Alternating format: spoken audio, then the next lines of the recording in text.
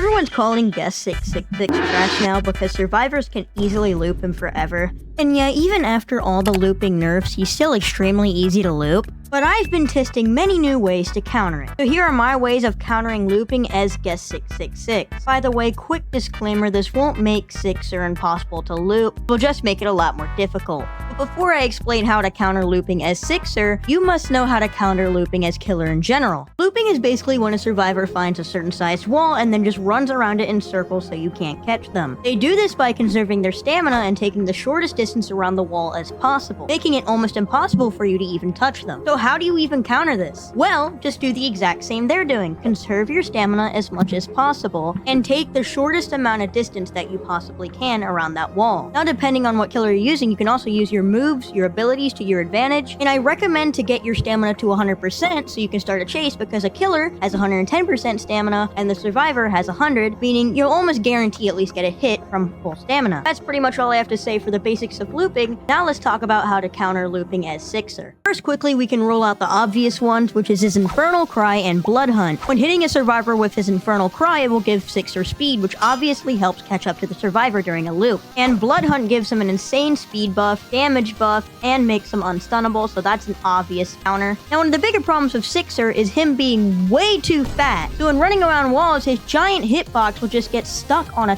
tiny wall, which will make you lose a lot of distance in a looping chase. So how do you stop this from happening? Well, mostly stop it. Well, it's honestly way easier than you'd think. You just zoom in your camera first person and then look at this. I don't get stuck on walls anymore. Isn't that crazy? So yes, literally just zooming in your camera to first person will make it so you can win so many more looping chases. Now, in some loops, you literally can just jump on top of it, just defeating the point of the entire loop. And you can also use your second M1 variant to get a pretty good distance on the survivor. Now, with all that in mind, it's time for me to get looped by a 44-day player. By the way, if you've watched this far, make sure to like and subscribe.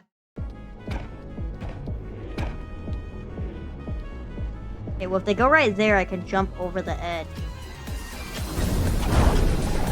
Ooh, okay. Yeah, this is gonna be difficult. This is gonna be hella difficult.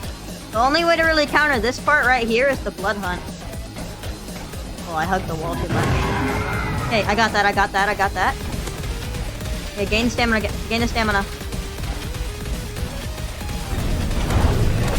Okay, not going anywhere. Okay, that allowed them to get some distance up. Oh, I hugged the generator. Uh-oh. Boom. Infernal Cry, give him that juicy speed. Got him a bit. Okay, now we can use our second M1.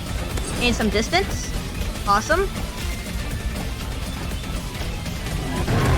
Another one of these. Boom. They're two hit, they're two hit, they're two hit. One hit, one hit, one hit. Ooh, that was way too risky. They're too close. They're gone. Oh, they're right there, they're right there, they're right there. Okay.